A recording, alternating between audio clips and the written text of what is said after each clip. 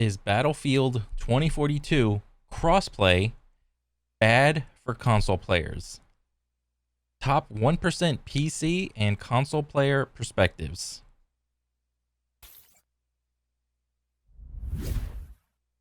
Hey guys, Anders here. Welcome back to another video. First and foremost, Happy New Year, and this is the first video of 2023, so round of applause in the comment section for that. It's going to be a spicy video too, but we're going to keep it civil in the comment section, and I'm also going to keep it civil in the video commentary, because if you read the video's title, you will know that this video is about Battlefield 2042 crossplay, a topic that has been coming up more and more recently, but definitely has been a main topic since the game released. And we're talking about crossplay in an interesting fashion. I have not made a video about Battlefield 2042 crossplay at all, actually, and we're talking about it from a perspective of, is Battlefield 2042 crossplay a problem? Is it a problem for console players? Are the disadvantages that so many console players claim actually real, or are they just excuses for them dying? And we're going to approach this in an interesting way because I'm going to have to make a couple disclaimers first and foremost. First of all, I'm going to be talking to an extremely talented console player that plays on controller. His name is Quagsy. I've played against him a ton in game, and maybe you guys know who he is as well if you play Battlefield 2042 No idea. quite a bit, because, you know, the community is quite small. And another thing I want to get out of the way before I get into the depths of this video, I want to say this in the least, like, cocky / overconfident way as possible. Like, I want to make sure that you guys understand this is not coming from that sort of place. The gameplay you're watching in the background is in no way, shape, or form representative of the average PC player, and if I put gameplay of Quagsy in this video in the background, it's in no way, shape, or form representative of the average controller player. Both Quagsy and I are statistically top 1% or higher players, and the number of players that can play like us in-game is probably fewer than 100 or 200 players worldwide. Nice. And the reason I say that so confidently is because, well, I know the players that can play like us, and I've played tournaments against those players multiple times. So with those two things out of the way, if you enjoyed the video, hit the like button, and of course subscribe to the channel, and let me know in the comment section your own thoughts. And another thing, this is not one of those videos that you can watch 2 minutes of and really just understand the full point, because there are so many things that I plan to go over in this video. So if you have the time, you know, leave it up in the background while you're doing something. Would really appreciate it, just so people understand every single point of where I'm coming from and where Quagsy's coming from. So, okay, Battlefield 2042 crossplay. Is it a problem? Does it cause PC players problems? Does it cause the entire game problems? Does it cause controller players problems? I would say yes. 100% yes. Because there's pros and cons to both of them. I cannot tell you the amount of times I have opened Battlefield 2042 subreddit and seen some sort of post complaining about the fact that it's almost impossible to contest PC players. Oh, this is so unfair. You know, you should make crossplay opt out or console only. And I never really thought about the Battlefield 2042 crossplay dilemma that may or may not exist until now. And now that I've given it some thought and I've asked a bunch of people, including my stream today, I truly believe that Battlefield 2042 crossplay is not as bad for console players as some might have you believe. Yes, there are advantages for PC players, absolutely. One of which I will state up front is I fully believe that PC players have the advantage in vehicles, just outright. I believe that 100%, not even going to debate that. Oh, dang. But as infantry goes... So I haven't played any Battlefield. I'm just curious to see what crossplay is like for Battlefield. That's what I'm curious about. I know all the advantages and disadvantages of both in other games, but it's interesting to hear from a perspective of just an entirely different game on how good or bad crossplay is in that game. I genuinely do not believe, and this is from personal experience of me playing hundreds of hours of this game, I do not believe that the situation for console players on infantry is nearly as bad as some would make it out to be. The gap between PC and console players is incredibly small in Battlefield for multiple reasons. The first reason I'll state is 99% of console players are just as bad as 99% of PC players. That is probably true. 100%. And I do not believe that the difference in inputs for those types of players will matter really at all, because at the end of the day, those players are so, unskilled that even if they turn crossplay off, they're going to get farmed or die in the same manners. And unfortunately, I think a lot of the crossplay complaining, particularly on Reddit, stems from them using crossplay as an excuse for why they're dying. And this segues beautifully into the next point, which is Battlefield is not like a super competitive, hyper angle focused video game. This is also true, but I'm not sure. Does Battlefield have like a ranked system? If I recall, I don't believe it does. And because of that, I'm not sure if there's like one of those systems where it's like SBMM or EOMM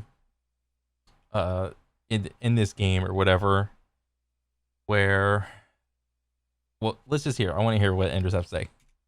You have full run of the map. You can change the terrain you're fighting on. You can flank. You can do all sorts of things to completely neutralize the advantages for one player, regardless of what input they're on.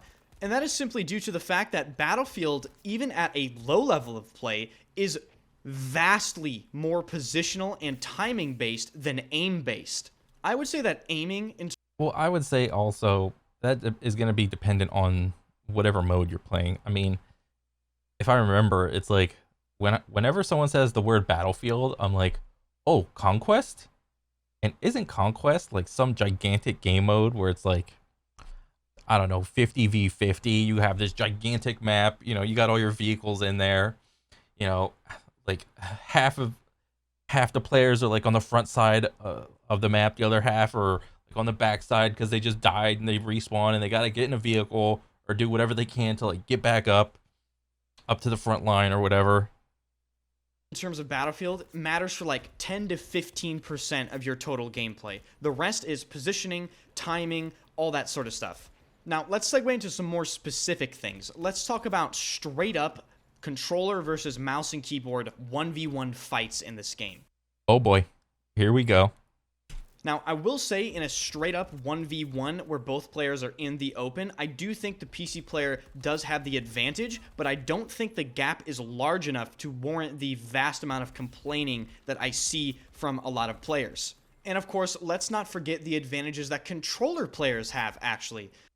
So there's a lot of other advantages that PC has, In general, I would say if you own a PC, the game is just going to perform better because, in general, PCs are getting, like, the technology for PCs is going, like, up. And with that, they're, like, on the lower side, the cost is going down. So, like, right now, you can get a really good PC for really cheap. About, I don't know, I would say $1,500, maybe $1,000. You can get a decent PC because let's say you want to go on the opposite side. You want to get like a high-end PC, so something like, I don't know, $5,000. There are so few games that are optimized for that computer to take advantage of. It makes no real sense for you to get that. So with people spending, it's easier to get access to a cheaper PC and still have it perform better than a console. Even though console technology is also increasing, it is getting better. I think recently, like, what can you play on? Can you play on like 120 frames per second on like the Xbox and the PlayStation right now? I'm not sure. There's just that alone. A PC is going to perform better. In general, the monitors that PCs perform on you're going to have more frames to work with. And the more frames you have, the easier it is to see your target. A bunch of other little things like this. First of all, controller players have 25% less recoil, and this is proven both by this video, which...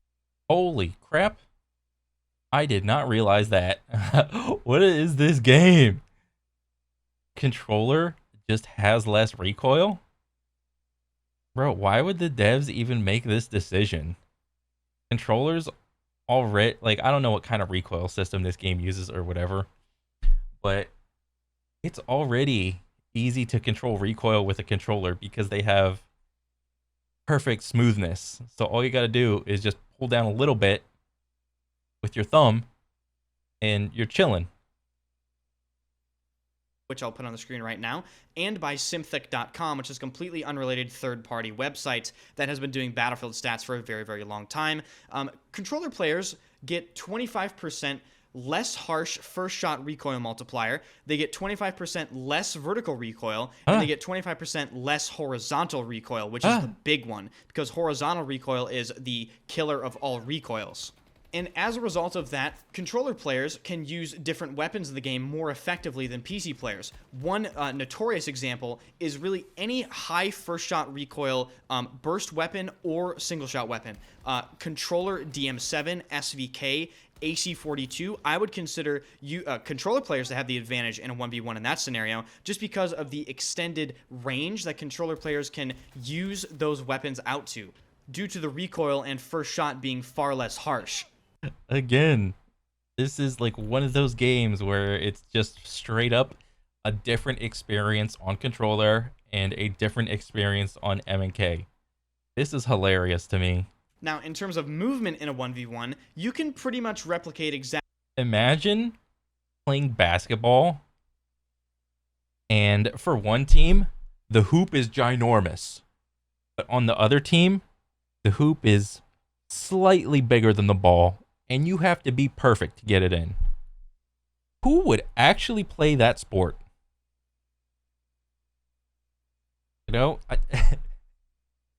oh my God. Imagine if you're playing football and whatever side you choose, the touchdown is, so let's say you're at the halfway point on the field. Let's say the touchdown zone is 200 yards away from that halfway point.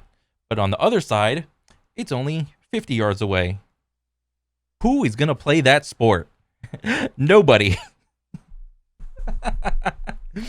Exactly everything you can do on mouse and keyboard on controller as well. Some players might even argue that controller has the advantage when it comes to movement. I know some COD players got down this rabbit hole, but there's a reason why controllers are used for fighting games. It's because the joysticks allow you to pretty much have an input in any direction, whereas on mouse and keyboard, you can really only do it in 8 directions.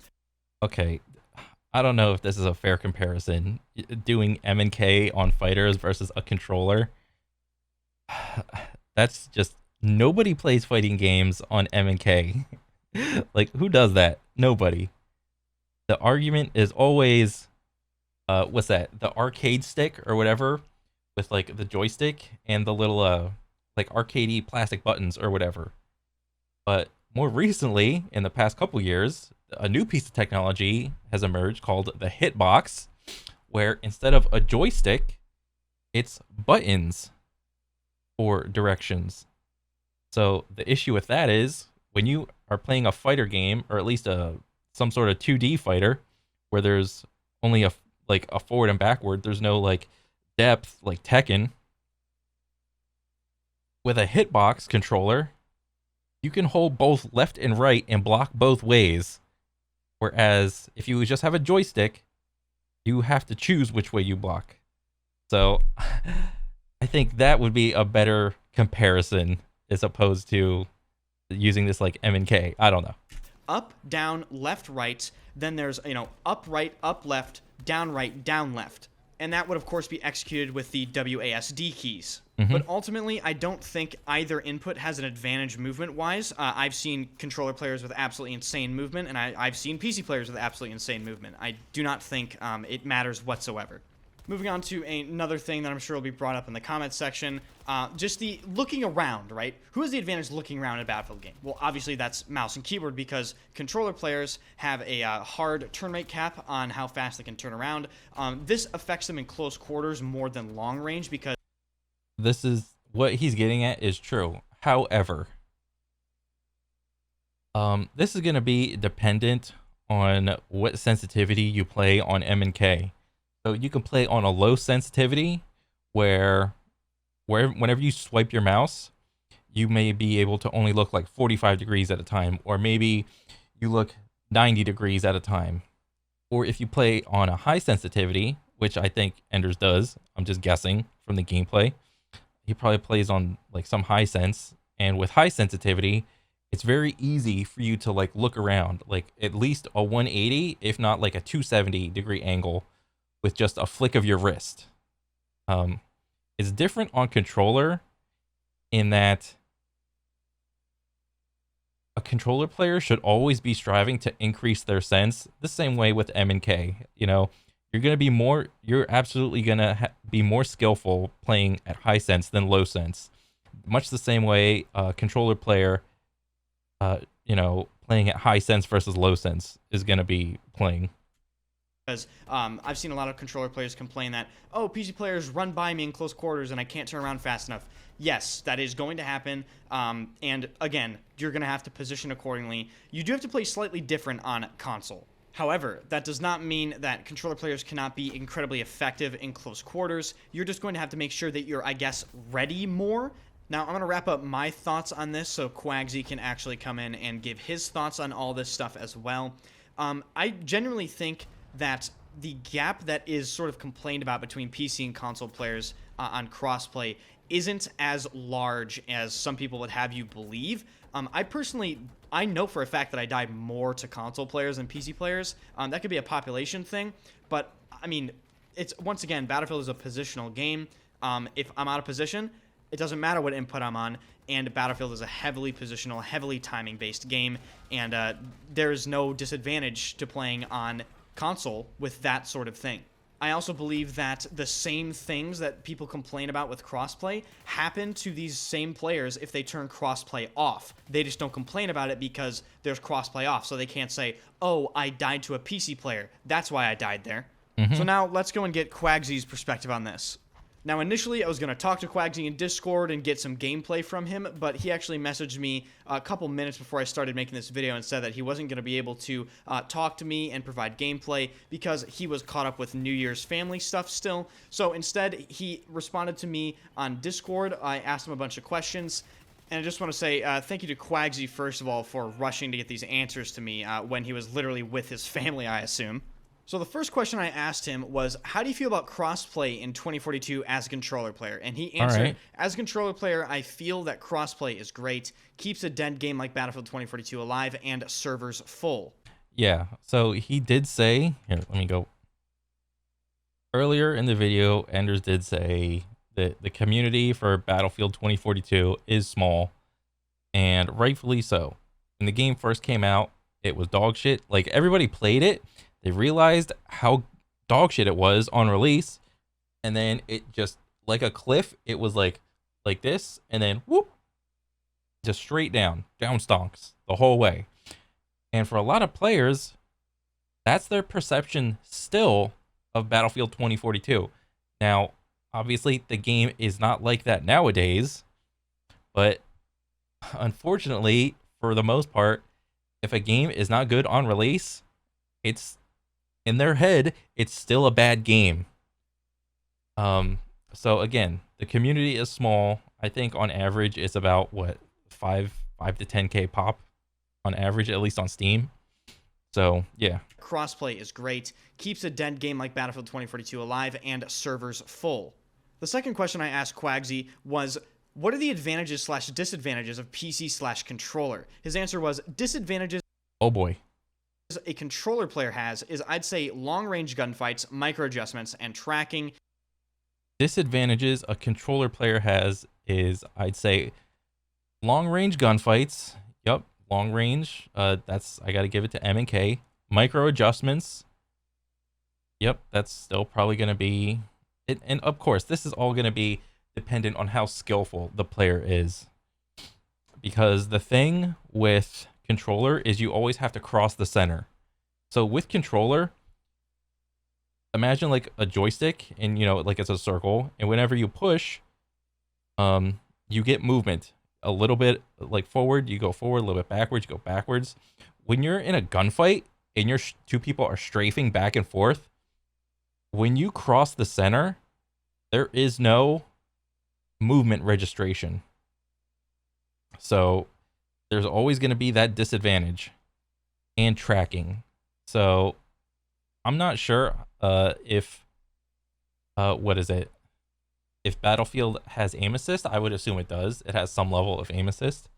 And as long as there's aim assist, controller will be better at tracking, depending on the range. An advantage on controller would be the snap aim assist. There is actual snap aim assist. So I'm not sure what he means by snap aim assist. Is like, if you have like a player here, and there's like an invisible box of aim assist, and as long as you're like moving your reticle toward that box, and like you aim down sight, depending on where you center the reticle, does it just go in directly to their chest? Or does it just snap onto the box wherever the reticle is? So I'm not too sure what he means by that. In close range fights, there might be a chance that AA might lock directly onto your head, leading to an instant death. So this sentence, in close range fights, there might be a chance that the aim assist might lock on directly on your head, leading to instant death. So Quags isn't really sure how like the aim assist works. Does it just directly snap on your head, or does it just snap onto the box, the aim assist box, when you aim down sight? So I don't know. I personally have the snap AA off, but you know when you die to it. Oh, this is rare. This is a rare breed. Good on Quags for doing this. You have the snap aim assist off, but you know when you die to it. Okay, I dig it. Respect. The third question I asked him was, how do you feel about controller versus mouse and keyboard 1v1s? He answered, controller versus M&K in 1v1, I'd say going against a super cracked mouse and keyboard player, I'd say I'd lose 90% of the time, but if you're just an average player, I usually win. Yeah, I would agree with that too. But again, this is going to be dependent on the skill of each player and the coincidences that they're doing, they're fighting. Is the fight long range? Is it mid range? Is it like up close and you're just like jockeying over a door or whatever? And I'm just going to give my perspective on that answer a little bit. I've personally played against Quagsy quite a bit, and I do think the claim that he would lose 90% of the time is quite high, because he's actually traded with me quite a bit in fights. I would say 90% is a little high, but that's just his answer, so hey, I'm not going to change his answer, right? I didn't tell him what to say for the video. Now, the fourth question I asked him was, how do you feel about controller versus mouse and keyboard vehicle play? This is a Battlefield-specific only question. He said, the vehicle turn speed is so slow, I honestly think it doesn't matter which input you play on. Air vehicles, on the other hand, has a slightly higher skill ceiling compared to controller. And by that, he meant he thinks PC has the advantage in air vehicles, which I did agree with that in the beginning of this video. The fifth question I asked him was... So essentially, if you're on M&K, you get in an air vehicle. If you're on controller, you got to deal with the ground vehicles. It is what it is. How do you feel about controller versus mouse and keyboard movement? And his answer was, the only thing I'd say mouse and keyboard has is an AD strafing quick advantage, but other than that, controller can do everything movement-wise the exact same. Yeah, but also I would argue AD strafing, again, this is going to be dependent on the skill of the player. Like, AD strafing is like so bad, just sitting there spamming AD. Right, all you do is just hold the reticle right in between the person, and they just go into the bullets themselves. And again, I would agree there. I will say, though, you can still strafe to one side and crouch spam super hard on controller. Oh, the crouch spam. I didn't even know you could do that in Battlefield. I know you could do that in Apex, but I did not know you could do that in Battlefield.